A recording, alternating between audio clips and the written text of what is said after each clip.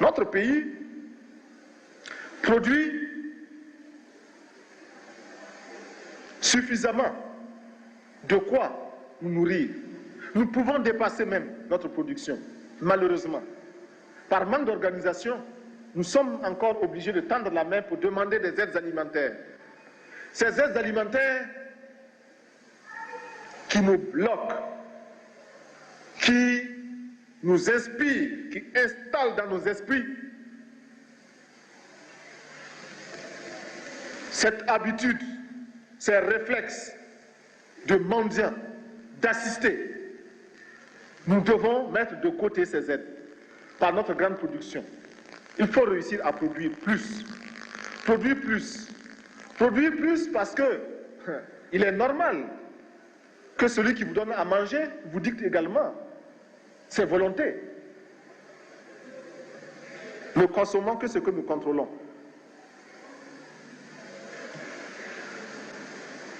Il y en a qui demandent mais où se trouve l'impérialisme? L'impérialisme, regardez dans vos assiettes, quand vous mangez les grains de riz, de maïs, de mil importés, c'est ça l'impérialisme, n'allez pas plus loin.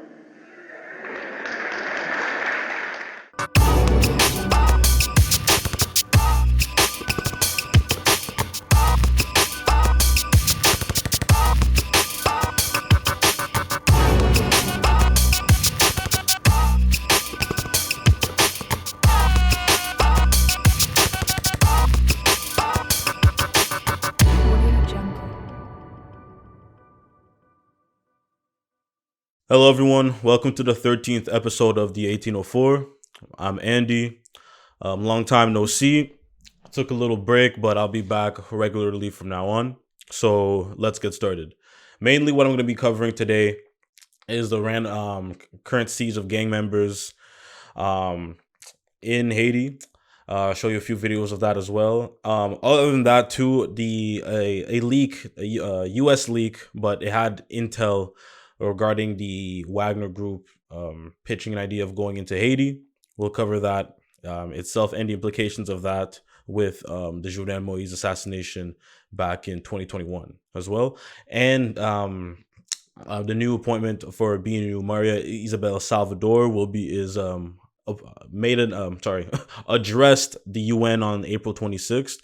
We'll be taking a look at that. Nothing new there, but I will give you my 2 cents once we get there. So this is from the Miami Herald, a few videos showing it too, but residents of Haiti Haiti capital Port-au-Prince seize gang members from cops, shoot and burn some alive. I'll just play a few videos and then we'll get to it. So these are from my bookmarks here I found on Twitter.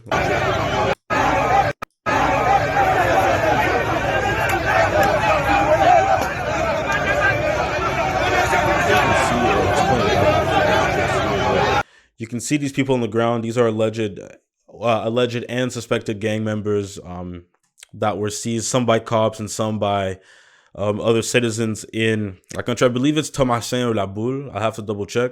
But you'll see that they're actually pitching rocks at them and kicking them while they're on the ground. Some of them have their hands tied, but most of them just have their hands behind their back or surrendered. There's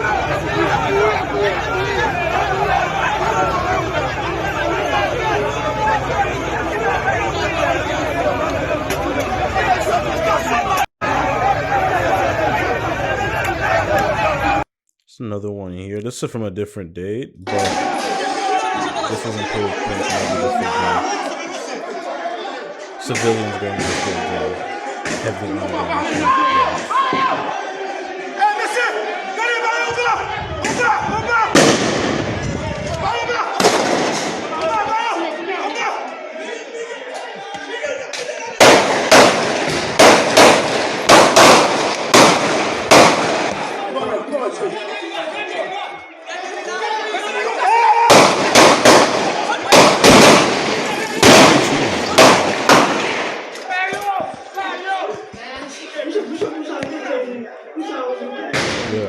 They're actually shooting at the gangster, which I didn't see till now, but a few of them are actually shooting.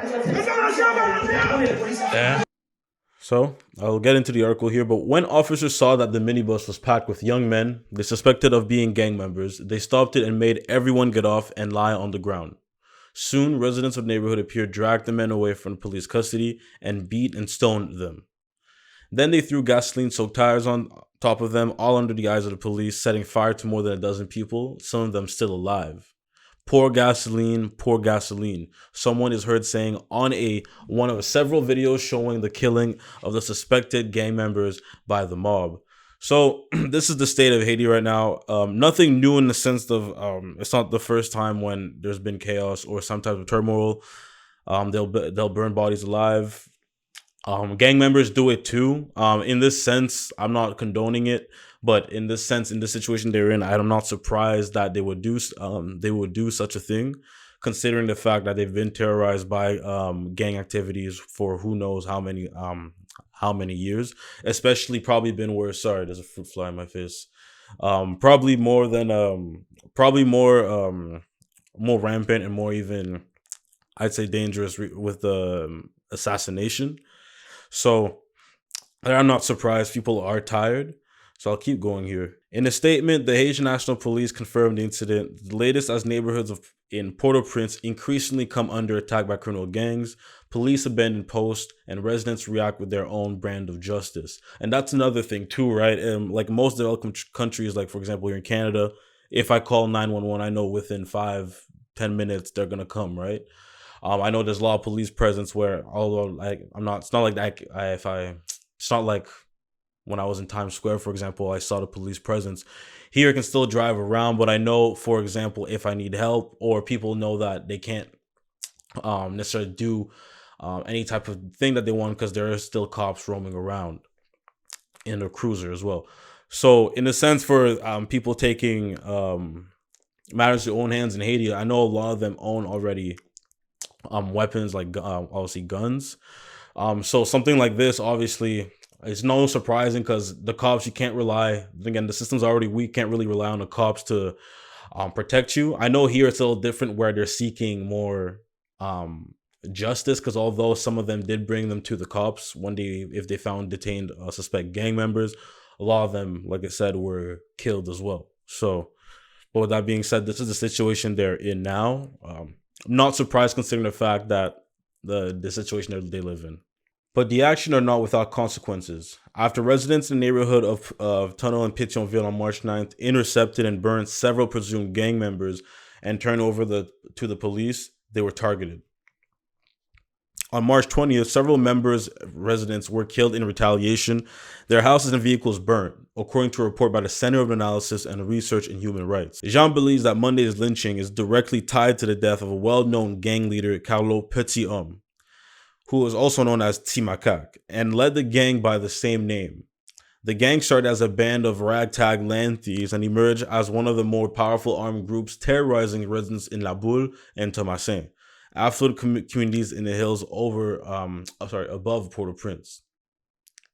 So there's another gang leader there. I've heard of him a few times. Not one of the bigger ones, but his name was thrown out there as one of the leaders of gangs in Port-au-Prince. So with that being said too, once it's like a power vacuum, even in politics where there's a power vacuum, most times where there's been a bit of chaos after the president gets assassinated or leaves or dies unexpectedly without any legitimate appointment.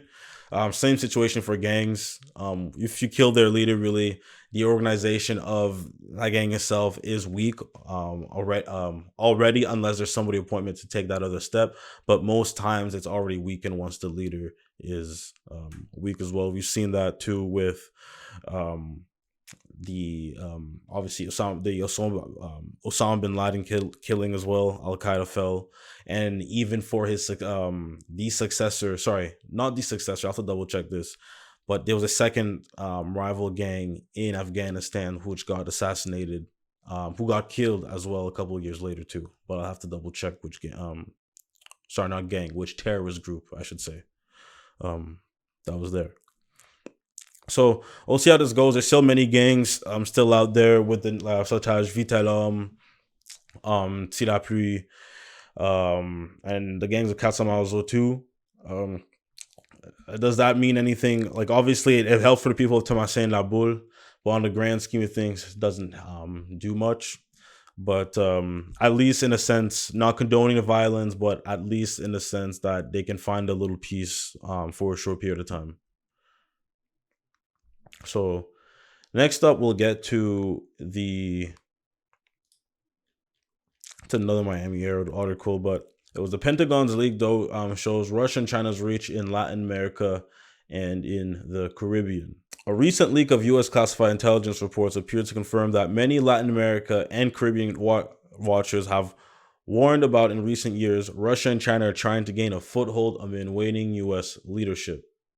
Screenshots of some of the documents obtained by the Miami Herald show that Russian mercenaries were planning to pitch a plan to provide security in Haiti after months of unsuccessful negotiations, led by the United States to form a multinational force to help tackle escalating armed gangs, violence in the Caribbean nation. They also revealed that the Russian government was trying to use Brazil's offer to mediate the war in the Kremlin launch against Ukraine to its advantage. So yeah, this was leaked from two leaked sets from Jack Texera. It was two sets of classified document that was leaked in a Telegram chat related to Russia-Ukraine wars and other foreign intelligence around the world, including the potential mercenaries that were going into Haiti. So we're talking about Russian mercenaries. They don't specify the Wagner Group, but it's mainly, we're talking about this. It is the main mercenary group of Russia. I'll play a few videos and then we'll get into the implications of that and why I found it, if this is true, I find it very interesting, which ties dots to other things that people had alluded to regarding to the assassination of Jovenel Moïse. So this is some guy, he'll explain what exactly what the Wagner Group is doing in Sudan. It's so striking that anywhere there's instability or an attack on democracy in Africa, the Wagner Group is involved. And more often than not, they are on the side of the militia. You look at Burkina Faso, for instance, all the country mines are taken over by proxies of the Wagner Group. The same thing that is happening in Sudan. Wagner is like the connecting point of gathering intelligence around our natural resources. So I want to show you something interesting here. And before I address this, he's talking about seeing like a lot of, he's basically essentially saying in every little proxy war, the Wagner Group seems to be involved in Sudan. What are their interests? That's not addressed in the video, but it seems like it's another country where Sudan is trying to get foothold on the obviously on the international stage, trying to get out of the situation, obviously trying to better the country as well. And in the result of that too, there's been a lot of proxy wars that's been going on as well. But the main thing is there's contracted mercenaries there in Russia, and we know the presence of Russia and Wagner mercenaries going in there, which I'll show in the second snippet of the second video. In their presence mainly in a lot of African countries. And you see here the reception in Sudan. I'm assuming this is from Sudan here. You'll see La Russie c'est Wagner, nous aimons la Russie, nous aimons Wagner. The mercenaries that are going into I'm not sure, because maybe they're accepting them as, oh, maybe they're coming here to help us out, right? So we'll see. I don't know. But that's the perception that they have based off these signs here. Makeup in Africa. One, Wagner also gathered intelligence about the governance structure in Africa. Sudan's gold is a source of wealth for Wagner, but as well as controlling the purse strings, it's also acting as a political puppet master. We have identified that those type of yeah, so they're in Sudan, and I'll play another video here. Explains it very well. Strategies they employ to do Russia's dirty work around the world. The Wagner Group targets countries experiencing long conflicts or that are weakly governed or corrupt. Okay, so that's Haiti. Definition of Haiti. Right Take there. Syria, which has been under authoritarian rule for more than 50 years, and in 2011 saw a civil war break out between the Syrian government and anti-government rebel groups. To fight the rebels, Syrian dictator Bashar al-Assad turned to his Russian ally for help. Shortly after, Wagner mercenaries appeared in Syria to support the government forces. Since then, all these countries have seen Wagner troops on the ground, most of them while going through periods of instability. This has allowed the Wagner Group, and by extension Russia, to expand its reach to at least 4 different continents, in particular in Africa, where at least 18 different countries have seen Wagner forces on the ground in the past decade. All interesting countries too, with rich resources. Mali, Nigeria, and especially Congo. In these client states where Wagner is operating, a lot of the work is teaching local militaries how to do kind of reconnaissance and counterinsurgency, but often in a very rough way. The Wagner Group generally does this by spearheading brutal military incursions, like in Mali, another prime target for Wagner. Since 2012, Mali has been fighting a jihadist insurgency and has experienced 3 coups in just 9 years. 2 of the 3 coups brought Assimi Goïta to power, a Russian-backed president that remains in power today. For nearly a decade, Mali had military support from France, its former colonizer. But in 2021, when France started to withdraw its army, it's widely believed Mali contracted Wagner troops to help them fight against the rebels and secure power. So we'll see what their intentions were. Like, we don't know what their intentions were in Haiti, but that's what the leak intel shows. And what I wanted to talk about, would lean to the regarding the assassination of Jovenel Moïse, is because already during this investigation now, there seems to be that there were former DEA informants involved in the assassination of Jovenel Moïse, according to court filings, court cases in Florida during the investigation of the FBI. And now we also know that, well, we've known this before, but I'll go through this article here. But it was titled "Geopolitics Behind Jovenel Moïse's Assassination: Haiti's Rapprochement with Russia, Venezuela, and Turkey." And I'll get here. 35 days after Jovenel Moïse received and accepted letters of appointment for the new Russian ambassador to Haiti, Sergei Malik Bagdasarov, he was assassinated. So one thing, obviously, this is the way this is written is alluding to, this is the reason now that he was killed 35 days later. But based on the investigations, we know that this assassination was planned way ahead, before 35 days. So I don't want to give the impression that I'm alluding to that that's because of this that he was assassinated. Well, was it a factor? Definitely. Now I'm sure that the 35 days they didn't jump ahead. Okay, well, this is it now. But they must have known Jovenel Moïse's interest from the jump already, especially once he started cutting out contracts, speaking out, speaking out indirectly about the bourgeoisie in Haiti and the effects on the economy and what he's trying to do.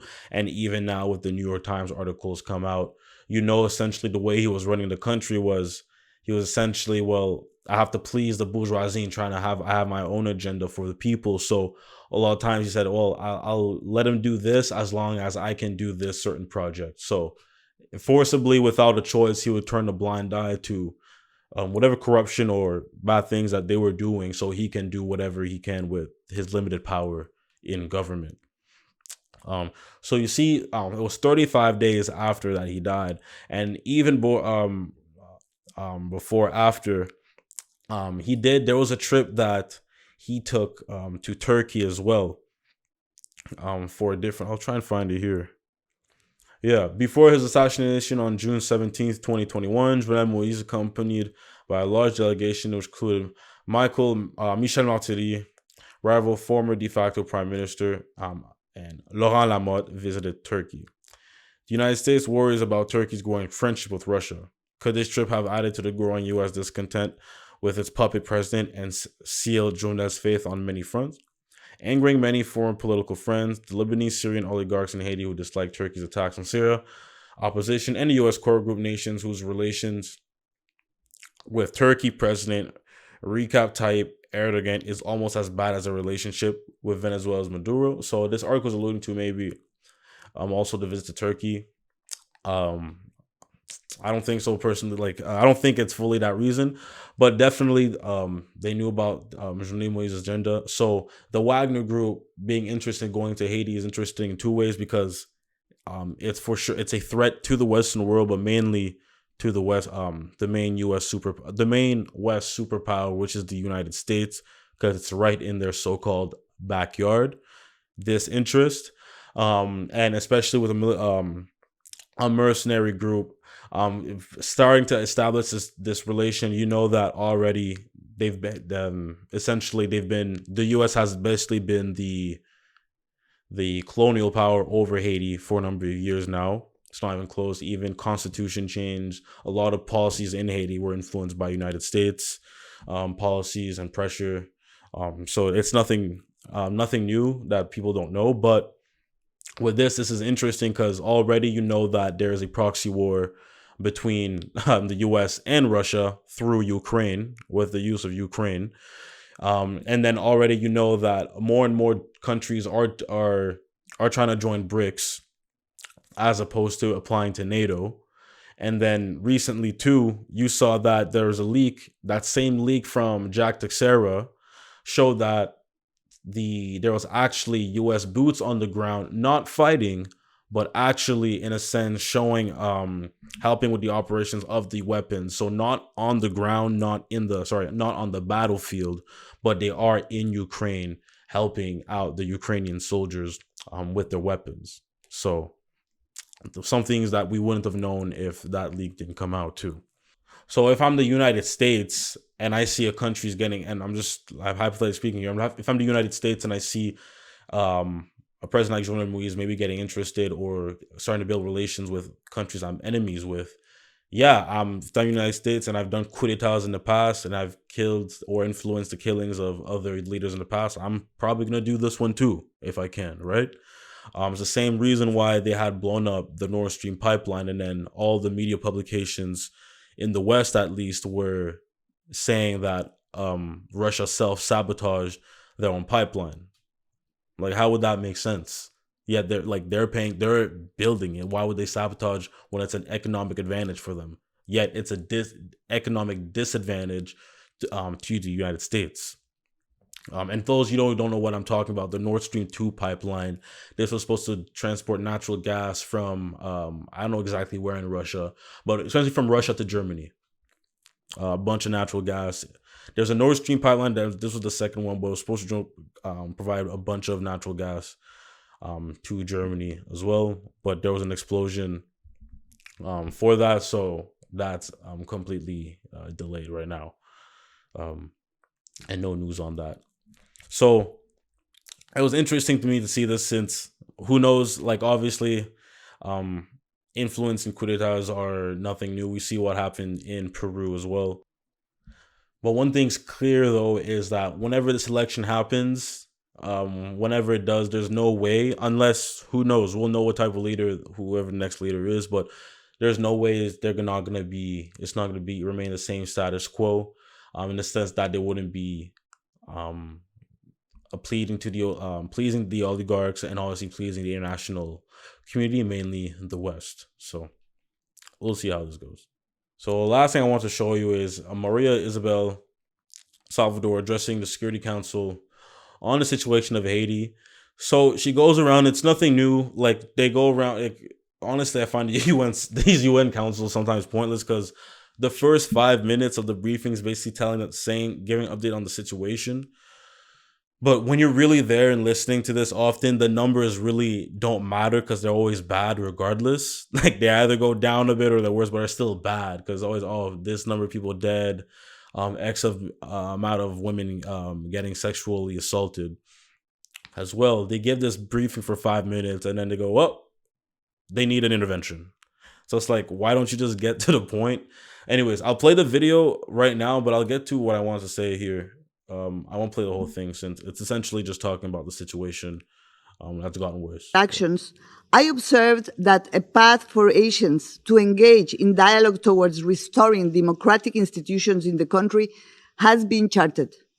However, the general sentiment is that it will be difficult to move forward without effectively addressing rampant insecurity.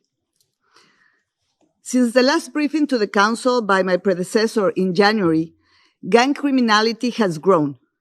Gang violence is expanding at an alarming rate in areas previously considered relatively safe in Port-au-Prince and outside the capital.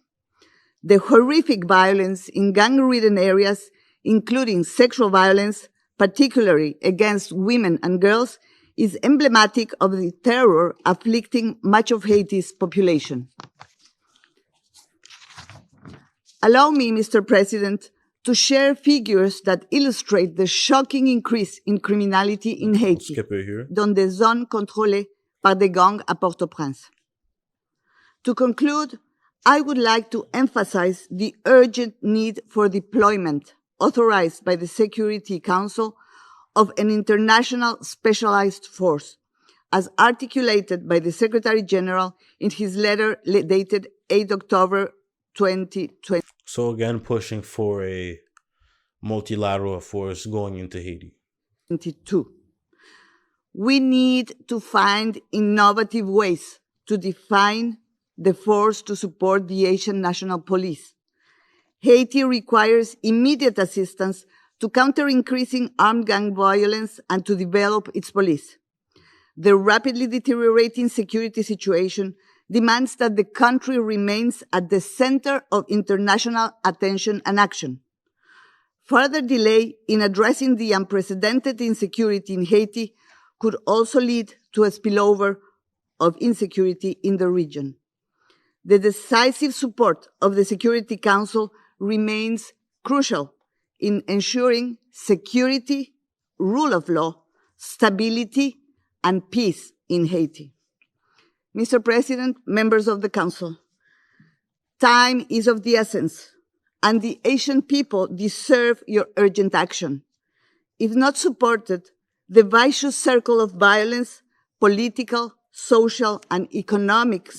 Then this is again why the UN is useless, because how many times they've had an intervention, how many US taxpayer money, Canadian taxpayer money has gone into Haiti, and that money has gone, actually, like the country has actually gone worse in the last 20 years, you could say. 20-year period for sure.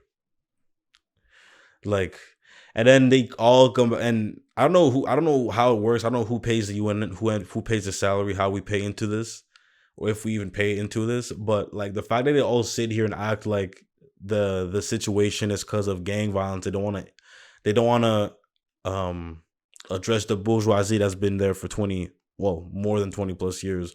But a lot of them, the new entrepreneurs, roughly 20 years. Minus the oligarchies like Bijou, Boulos, and obviously Apad there, but a lot of them 20 years. And then they don't want to address the fact that a lot of them, the politicians, are also involved with the gangs as well. They want to build this multinational force to kill these gangs, but they're heavily involved with the economic sector and the political sector.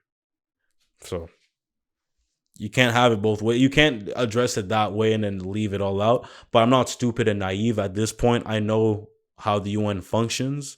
Even when Kim Ives addressed Binu, you would have thought that maybe people had been like, oh, wait, like maybe it's something. Why are we going this? I remember some experienced journalist a while ago said this about maybe what's going on. Why don't we bring this back up? They never did.